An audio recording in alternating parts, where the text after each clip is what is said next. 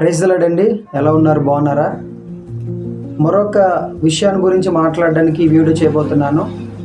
యేసు ప్రభు వారు తన పరిచర్యను ముగించుకొని పాపముల విషయమై మన కొరకు ఆయన మరణించి తిరిగి లేచిన తర్వాత జరిగిన విషయం ఏంటంటే, ఆదివారమున తెల్లవారుచుండగా ఇద్దరు స్త్రీలు మగ్దలేని మరియయు వేరొక మరియయు యేసు సమాధి యొద్దకు వచ్చారు. వచ్చినప్పుడు వారికి అక్కడ ఒక దూత కనబడి చెప్పుద్ది, మీరు యేసు ప్రభుని ఇక్కడ ఎందుకు వెతుకుతున్నారు? ఆయన ఇక్కడ లేడు, ఆయన లేచి ఉన్నాడు. మీరు త్వరగా వెళ్ళి తన సహోదరులకు చెప్పండి, అంటే శిష్యులకు చెప్పండి, నేను గలిలయలో వారిని కలుసుకుంటానని ఈ వార్త వాళ్ళకి ప్రకటించండి. ఆయన లేచి ఉన్నాడు, మీరు సమాధి కూడా చూడొచ్చు అని చెప్పి ఆ దూత ఇద్దరు స్త్రీలకు చెప్తుంది. సో వాళ్ళు అది విన్నట్టునే ఆనందంతో భయంతో పరుగులు పెట్టి ఈ వార్తను శిష్యులకు చెప్దామని పరుగులు పెట్టి ముందుకు వెళ్తున్నప్పుడు యేసు ప్రభు వారు వారికి ఎదురుపడతారు. ఎదురుపడినప్పుడు అక్కడ ఇద్దరు స్త్రీలు కూడా యేసు ప్రభు పాదాల మీద పడి ఆయన పాదాలు పట్టుకున్నట్టుగా మనకు కనబడుతుంది. ఒకసారి ఆ సందర్భాన్ని చదువుదామా? మత్తయి సువార్త 28వ అధ్యాయము 9వ వచనంలో ఇలా ఉంది, యేసు వారిని ఎదుర్కొని మీకు శుభమని చెప్పెను.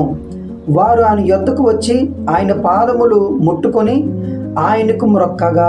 ఇక్కడ ఇద్దరు స్త్రీలు కూడా ఆయన పాదములు పట్టుకొని ఆయనకు మొక్కారని సువార్త 28వ అధ్యాయము 9వ వచనం కనబడుతుంది. సో ఇక్కడ మనం గమనించినప్పుడు ఇద్దరు స్త్రీలు కూడా యేసు ప్రభు దగ్గరికి వచ్చి ఆయన కనబడినప్పుడు వెంటనే ఆయన పాదాలు ముట్టుకున్నట్టుగా మనం ఇక్కడ చూడగలుగుతున్నాం.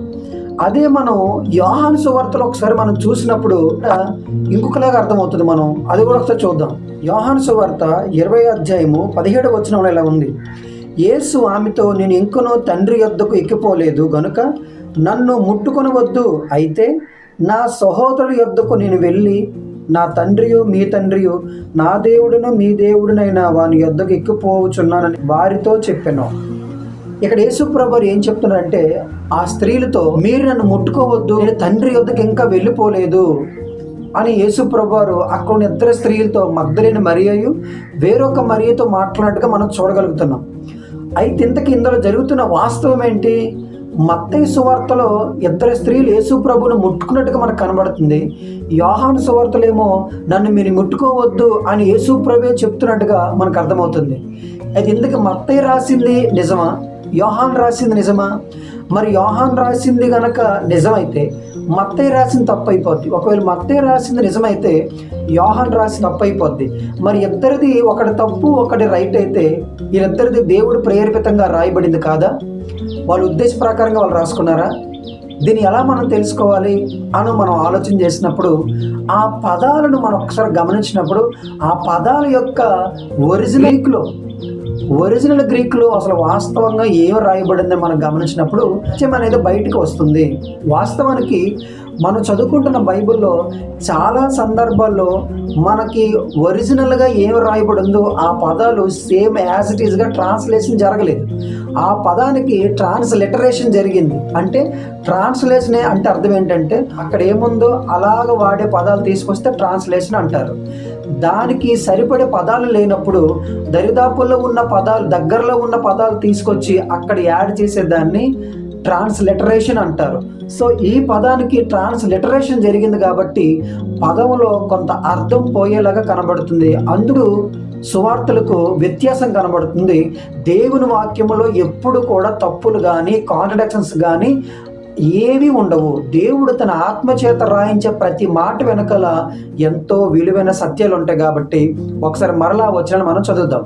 యేసు వారిని ఎదుర్కొని మీకు శుభమని చెప్పెను. వారు ఆయన యొద్దకు వచ్చి ఆయన పాదములు పట్టుకొని ఆయనకు మ్రొక్కగా. గమనించండి, మత్తయి సువార్తలో ఇద్దరు స్త్రీలు యేసు ప్రభు పాదాలు పట్టుకున్నట్టుగా కనబడుతుంది. ఇది మనం గుర్తుపెట్టుకోండి. మత్తయి సువార్త ఉన్నట్టుగా మనకి ఇక్కడ ట్రాన్స్లేషన్ జరిగింది. కానీ యోహాను సువార్తలో ఒకసారి మనం చూసినప్పుడు 20వ అధ్యాయంలో 17వ వచనంలో ఎలా ఉంది, యేసు ఆమెతో, నేను ఇంకనూ తండ్రి యొద్దకు ఎక్కిపోలేదు కనుక నన్ను ముట్టుకొనవద్దు అన్నాడు. అక్కడే ముట్టుకున్నప్పుడు వారు యేసు ప్రభు ఏమనలేదు. ఇక్కడ ముట్టుకుంటున్నప్పుడు నన్ను ఇంకా ముట్టుకోవద్దు అన్నాడు. కాబట్టి ముట్టుకోవద్దు అనే పదాన్ని మనం గనక చాలా జాగ్రత్తగా గమనించినప్పుడు ఒరిజినల్ గ్రీక్లో వాస్తవానికి అక్కడ ఏమని రాయబడింది అంటే నన్ను ముట్టుకోవద్దు అనే లేదు. మనం చదువుకునే తెలుగు బైబిల్లో కొన్ని పదాలు వేరే అర్థం వచ్చేలాగా ట్రాన్స్లేషన్ చేయబడ్డాయి. సో అది చదివి మనం యేసు ప్రభువారు స్త్రీల్ని ముట్టుకోవద్దన్నాడు, తర్వాత శిష్యులకు కనబడి ముట్టుకొని ఇచ్చాడు. ఒకసారి మనం గ్రీకులో కూడా చూసినట్లయితే యాప్టోస్ లేదా యాప్టోమై అని ఉంది. దీన్ని కనుక ఒకసారి మనం గూగుల్లో సెర్చ్ చేస్తే ముట్టుకునుట, బలంగా పట్టుకొని ఉండిపోవట అంటే ఒక వ్యక్తిని కదలకుండా బలంగా పట్టుకొని ఉండిపోవట, వెళ్ళిపోవద్దు అని భావన వచ్చేలాగా అక్కడ సందర్భం కనబడుతుంది. అలాగే ఒకసారి మనం ఇంగ్లీష్లో కూడా చూసినట్లయితే అక్కడ ఏమని ఉంటుందంటే క్లయింగ్ అని ఉంది, CLING క్లయింగ్. ఇది కనుక మనం గూగుల్లో సెర్చ్ చేసినప్పుడు ఒకసారి చూడండి, అక్కడ ఏమని ఉంటుందంటే ఒకదాన్ని బలంగా పట్టుకొని వేలాడి ఉండిపోయినట్టుగా, కదలకుండా చేసేలాగా ఈ మీనింగ్ వస్తుంది. సో ఇక్కడ మత్తయి సువార్తలో చెప్పిన విషయం ఏ వార్త కూడా సేమ్ యాజ్ ఇట్ ఈజ్గా చెప్పారు, కానీ అక్కడ ట్రాన్స్లేషను వేరే అర్థం వచ్చేలాగా జరిగిందనమాట. ఈ సందర్భంలో మనం గమనించినప్పుడు యేసు ప్రభు నన్ను ముట్టుకోవద్దు అనలే, వదలండి, నా పాదాలు పట్టుకొని ఉండిపోవద్దు అని చెప్పాడు. సో మత్తయిలో ఏం చెప్పాడో యోహాను సువార్తలో కూడా సేమ్ అదే రాయబడింది. దేవుడు ఎప్పుడు పక్షపాతి కాడండి. తోమాని ముట్టుకో అని చెప్పిన దేవుడు మగ్దలేని మరియను కూడా ముట్టుకోవద్దన్నాడేంటి?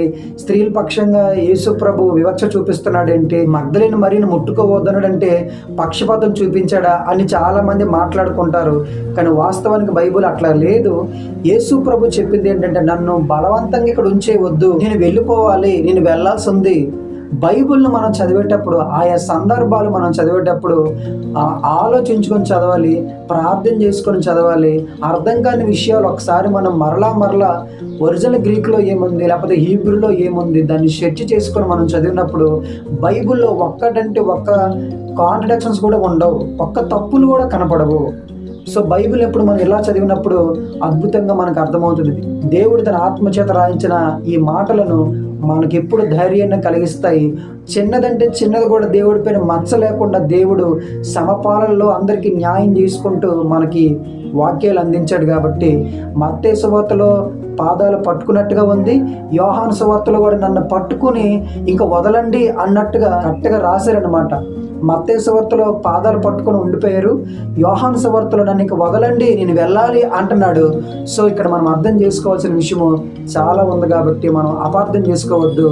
సో మీలో ఎవరికైనా బైబిల్ చదివేటప్పుడు ఇలాంటి డౌట్లు వస్తే, ఇలాంటి కన్ఫ్యూజ్గా అనిపించే విషయాలు ఏమైనా కనబడితే కామెంట్ చేయండి. నేను ఖచ్చితంగా ప్రతి ఒక్క కామెంట్కి రిప్లై ఇస్తాను. సో ఈ వీడియో మీకు నచ్చినట్లయితే లైక్ చేయండి, షేర్ చేయండి. ఇంకా చాలా వీడియోస్ చేయాల్సి ఉంది, నాకు సపోర్ట్ చేయండి. అందరికీ ప్రైజ్ లార్డ్.